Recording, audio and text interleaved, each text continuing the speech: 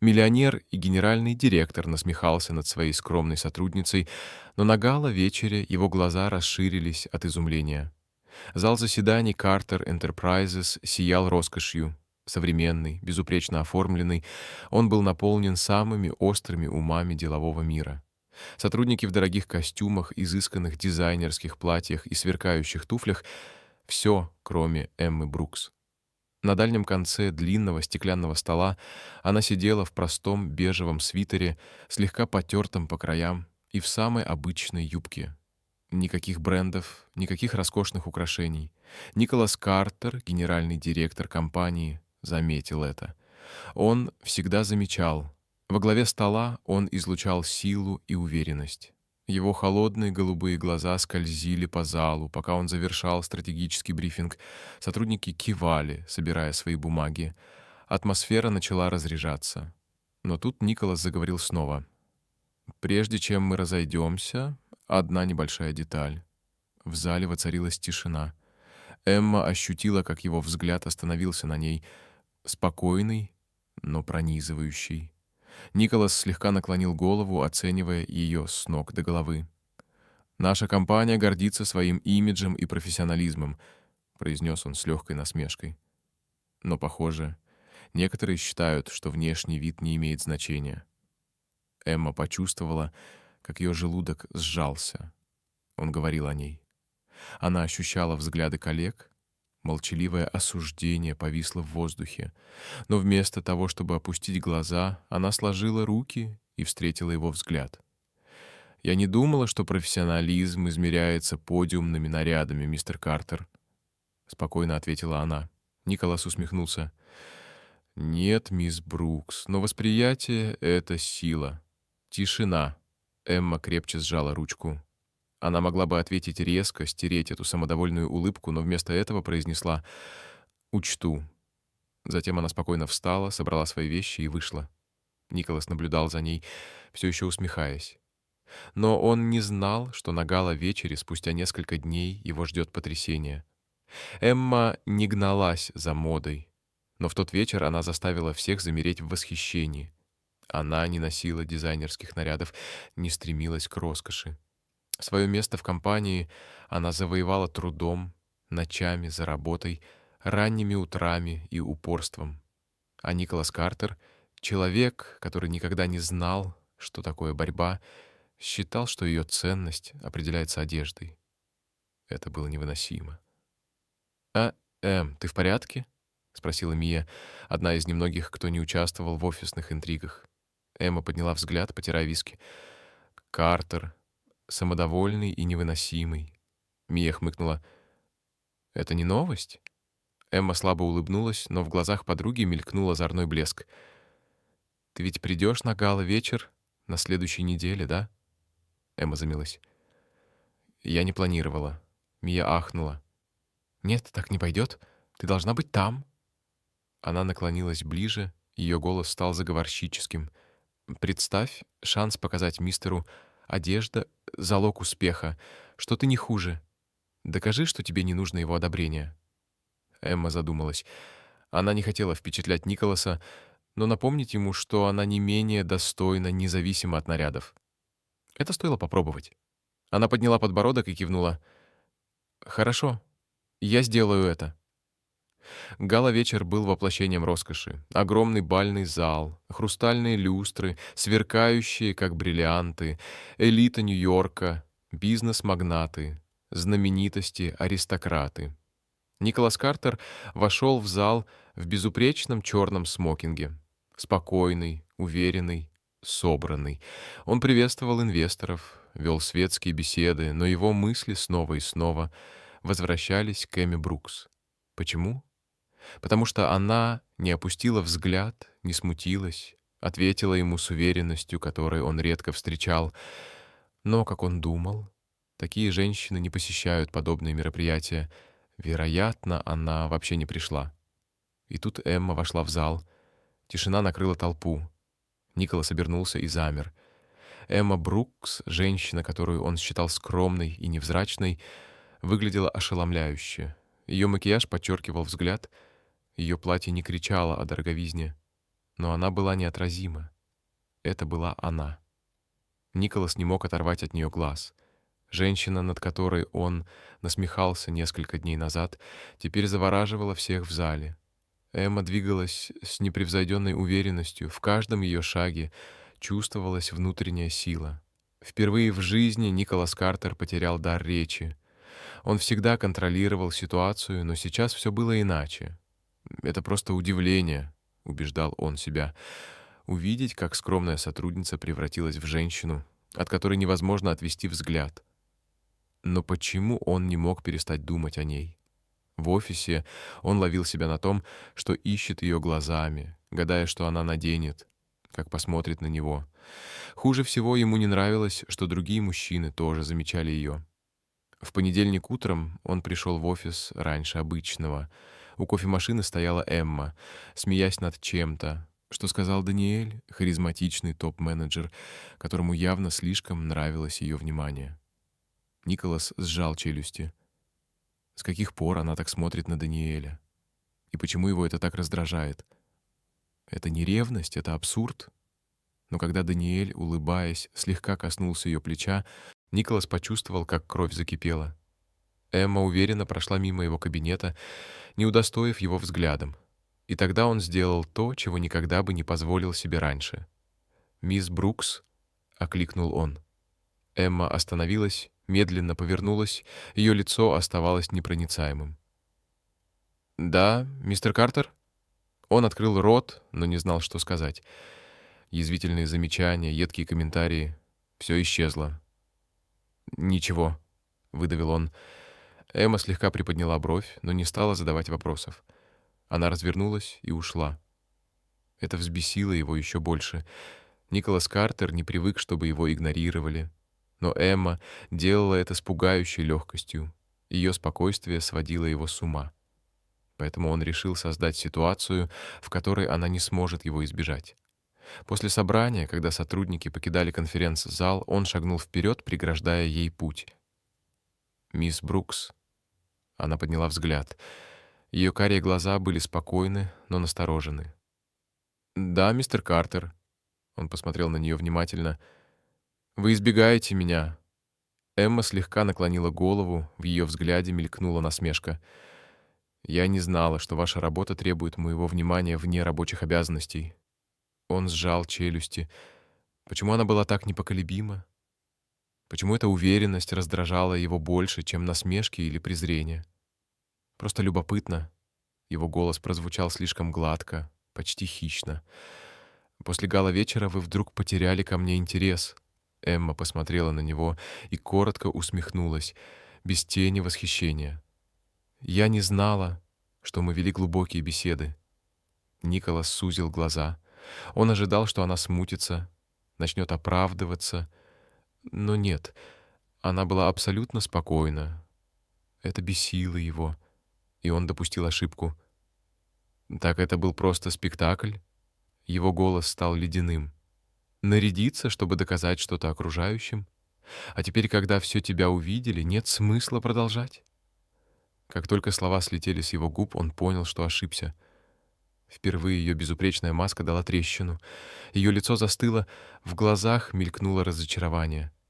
Она тихо усмехнулась, но в ее голосе не было радости.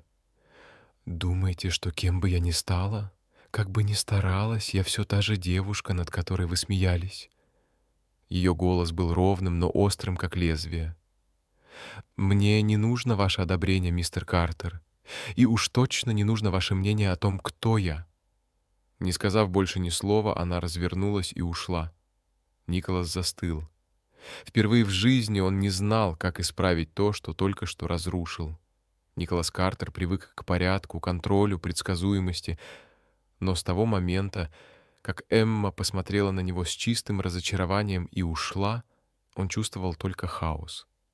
Сначала он убеждал себя, что это не важно, что она не важна. Но затем он начал замечать ее, не только ее уверенность, которая никогда не колебалась, не только ее прямой, гордый взгляд. Он видел, как она приходит в офис первой и уходит последней, как решает задачи, как молодые сотрудники тянутся к ней.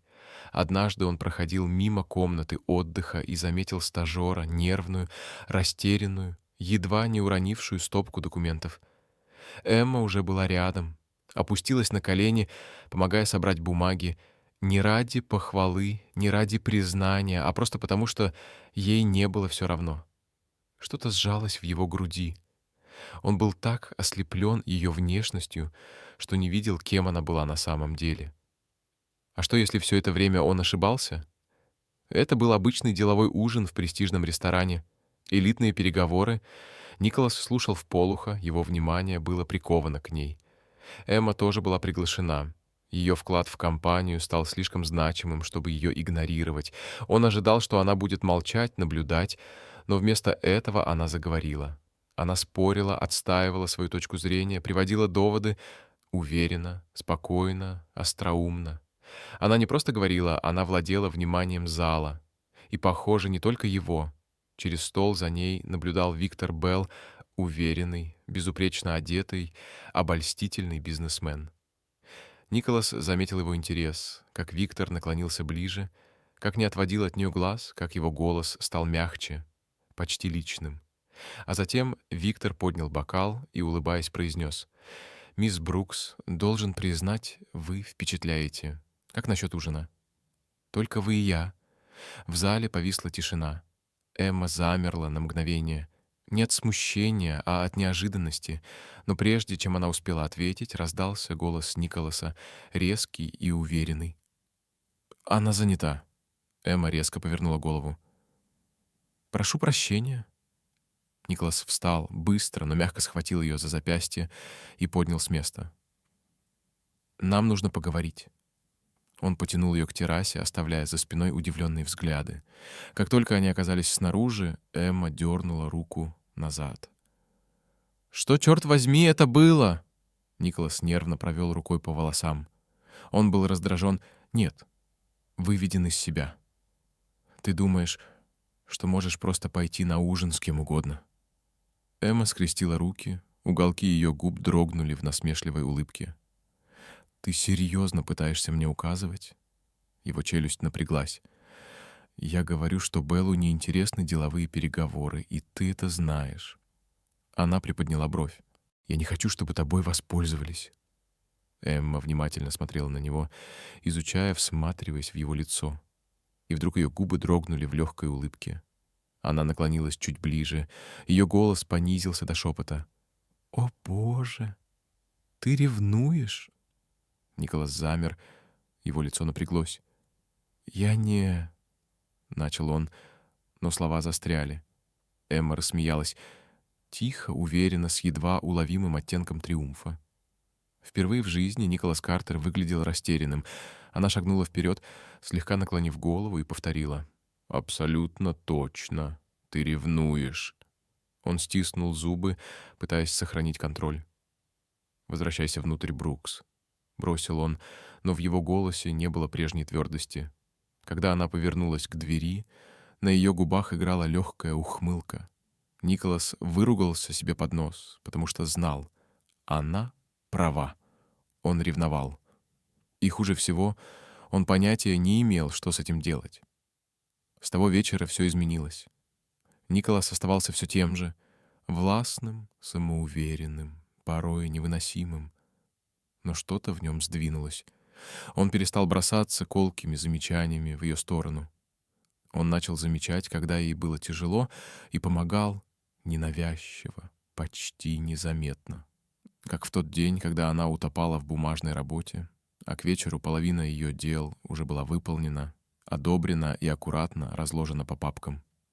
Или когда ее ноутбук сломался, а новый, еще до ее обращения в техподдержку, уже стоял на столе. Сначала Эмма отказывалась верить, что это его рук дело. Но однажды вечером она забыла телефон в конференц-зале и вернулась за ним. Застыла на пороге. Николас стоял у ее стола, еще не заметив ее. Она наблюдала, как он с видом полной невозмутимости положил завернутый сэндвич рядом с ее компьютером. Не холодный магнат, не безжалостный бизнесмен, просто мужчина, который, несмотря на все свои усилия, начал заботиться. Что-то теплое вспыхнуло в ее груди. Может, Николас Картер не так уж ужасен? Николас никогда ничего не боялся. Миллиардные сделки? Пустяк. Переговоры с самыми жесткими бизнесменами. Рутина. Контроль над корпорацией. Обыденность. Но это пугало его до дрожи. За последние недели он видел, как Эмма Брукс пробирается сквозь стены, которые он возводил годами. И хуже того, он замечал ее. Замечал в деталях, в которых не должен был. Как она прикусывала губу, когда злилась. Как заправляла прядь волос за ухо, когда была сосредоточена. Как ее смех звучал слишком звонко, слишком свободно. Как она бросала ему вызов, не боясь ни на секунду. Эмма была единственным, что не поддавалось его расчетам в идеально выстроенной жизни. И это пугало его до чертиков. Он знал, как заканчиваются такие истории. Любовь — это не роскошь, которую он мог себе позволить. Он видел, что она сделала с его родителями. Отец всегда ставил компанию превыше всего, мать просила большего времени, внимания, любви. В итоге она ушла, и Николас поклялся себе: никогда не позволит любви сделать его слабым. Поэтому он принял решение глупое, жестокое, болезненное. Оттолкнуть ее, пока не потерял контроль окончательно. Эмма шла к конференц-залу, когда услышала его голос. Она не собиралась подслушивать, но ее имя заставило ее замереть. Дверь была приоткрыта. Внутри Николас говорил с кем-то. «Ты проявляешь особый интерес к мисс Брукс?» — прозвучал голос. Сердце Эммы забилось быстрее. Она ждала, надеялась, что он опровергнет. Скажет что-то, что докажет. Она ошиблась в своих догадках. Но его голос, ровный, холодный, бесстрастный, разрушил все. «У меня нет времени на такие отвлечения. Она хороша в работе, но не более. Отношения — пустая трата времени». Острая боль пронзила ее грудь. Она была идиоткой. Поверила, что Николас Картер, высокомерный генеральный директор, который годами смотрел на нее свысока, мог заботиться, что он мог быть чем-то большим, чем бессердечный бизнесмен. Но нет. Она была для него лишь мимолетным развлечением, чем-то временным, заменимым. Эмма развернулась и ушла, не желая слышать больше. Того, что она услышала, было достаточно. В тот вечер она не пошла домой. Прямо к своему столу, к заявлению об увольнении. А утром ее уже не было. Николас Картер никогда не переживал из-за ухода сотрудников. Люди приходили и уходили, партнеры меняли стороны, любовники исчезали. Такова жизнь. Но когда ушла Эмма Брукс, что-то внутри него надломилось. Сначала он убеждал себя, что это ничего, просто еще одна сотрудница, просто работа. Но уже в первое утро без нее он почувствовал пустоту. Кофе стал горьким, без ее саркастичных комментариев. Совещания скучными, без ее дерзких возражений. Кабинет холодным, тихим, безжизненным. Работа потеряла смысл. Прибыль больше не радовала. В чем был смысл? Он строил империю всю жизнь, но теперь ни с кем было ее разделить. И тогда его осенило. Он ошибался. Во всем. Эмма не была просто сотрудницей, не была отвлечением. Она была единственным человеком, который видел его настоящего. И он отпустил ее. Но он не мог позволить их истории закончиться так.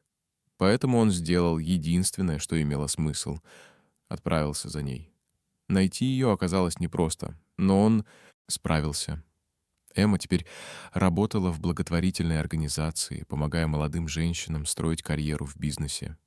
Сегодня вечером она была главным спикером на благотворительном гала-вечере. Николас не колебался. Он вошел в зал в безупречном костюме, но впервые в жизни он не был Николасом Картером-магнатом. Он был просто мужчиной, который знал, чего хочет. Эмма стояла на сцене, уверенная, прекрасная, непоколебимая. Она говорила с такой страстью, с таким огнем, что была ослепительна. Николас знал, он никогда не хотел ничего сильнее, чем ее. Когда она закончила речь и аплодисменты еще не утихли, он шагнул на сцену. Зал замер. Эмма повернулась, ее глаза расширились от шока. «Николас?» Он глубоко вдохнул, крепче сжав микрофон. «Я был неправ». Его голос был твердым, но полным неподдельной эмоции. Зал зашептался. Эмма смотрела на него. Сердце колотилось в груди. Николас сглотнул. Он никогда не делал ничего подобного, но ради нее был готов на все. «Я судил тебя по внешности», — признался он. «Я отмахнулся от тебя, потому что был слишком высокомерен, чтобы увидеть, кто ты на самом деле». Эмма замерла, ее дыхание сбилось. Он шагнул ближе, не обращая внимания на публику. «Я думал, что у меня нет времени на любовь». Его голос стал тише, искреннее. Думал, что она делает слабым.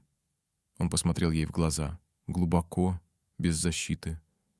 «Но ты ушла, и я понял. Единственное, что делает меня слабым, — это потерять тебя». Ее глаза заблестели от слез. «Я люблю тебя, Эмма», — сказал он. Его голос был настоящим, обнаженным. «Мне все равно, что было в прошлом. Мне все равно, что думают другие. Все, что мне нужно, — это ты». Зал замер. Эмма молчала, пытаясь забыть его, убедить себя, что он ее недостоин. Но сейчас, глядя в его глаза, видя правду, уязвимость, любовь, она знала. Он не лжет. Перед ней был не тот холодный, самоуверенный мужчина, которого она встретила месяцы назад. Это был человек, изменившийся ради нее. Слеза скатилась по ее щеке. Она сделала медленный, дрожащий вдох и улыбнулась. «Ты идиот!» — прошептала она. Николас тихо рассмеялся. «Это да», — Эмма кивнула. «Да». Зал взорвался аплодисментами, но Николас ничего не слышал. В следующий миг Эмма была в его объятиях, и ее поцелуй сказал больше, чем любые слова. Впервые он знал. Он нашел то, что дороже всех денег в мире. Николас Картер когда-то верил, что любовь — слабость. Но теперь он знал лучше. Сейчас он стоял в прекрасном саду, залитом мягким золотым светом, среди белых роз, и ждал единственную женщину, которая имела значение. Сегодня был тот самый день. Прошел год, в течение которого он завоевывал ее доверие, доказывал свою любовь не словами, а поступками. И теперь он был готов сделать следующий шаг. Эмма вошла в сад. Ее глаза расширились от удивления. «Николас, что это?» — прошептала она, оглядывая мерцающие огоньки, дорожку из свечей и уютный столик для двоих. Он улыбнулся, взял ее за руку. «Просто ужин», — сказал он, ведя ее к столу. Эмма прищурилась. «Николас Картер не делает просто ничего». Он улыбнулся, но в его глазах мелькнуло волнение. Они ужинали, смеялись, говорили, но Николас едва мог сосредоточиться. Он знал. Этот вечер изменит все. Когда ночь стала гуще, он встал, залез в карман. Эмма затаила дыхание. В следующий момент Николас Картер опустился на одно колено. Держа маленькую бархатную коробочку, он открыл ее. Внутри было кольцо, простое, но изящное, как она. «Эмма Брукс?» Его голос был твердым, но дрожал от эмоций. Она вздрогнула, ее глаза блестели от слез. «Раньше я думал, что любовь — это отвлечение». Он посмотрел на нее так, будто больше никогда не хотел смотреть ни на кого другого. «Но потом ты вошла в мою жизнь, и внезапно ничего другого не имело значения». Эмма прикрыла рот рукой, слезы сверкали на ее ресницах. «Ты изменила меня», — продолжил он, сглотнув. «Ты сделала меня лучше». Его глаза были искренними, глубокими. «Теперь я не могу представить ни одного дня без тебя». Тихий вдох, удивленный, дрожащий. «Эмма!» — его голос дрожал, сердце колотилось в груди. «Ты выйдешь за меня?» Мгновение тишины. Затем слезы, сверкающие на ее щеках, и тихий, радостный возглас. «Ты идиот! 1000 раз да!» Николас выдохнул, не замечая, что задержал дыхание. Он надел кольцо ей на палец, притянул к себе в самый глубокий, самый искренний поцелуй в своей жизни. Их свадьба была как сон, не из-за роскоши зала, а потому что это было настоящее. Когда Эмма шла к нему по проходу, их глаза встретились, и Николас понял. Он никогда не был так уверен в чем-либо. Но самое важное началось после. Вместе с ее страстью и его ресурсами они создали инициативу Брукс Картер, программу, помогающую молодым женщинам строить карьеру в бизнесе, давая им наставничество и возможности, за которые когда-то боролась сама Эмма. Их дни были полны смысла, их ночи — смехом, разговорами и любовью. Каждое утро, просыпаясь рядом с женщиной, изменившей его жизнь, Николас знал — он нашел то, что деньги никогда не купят — счастье, любовь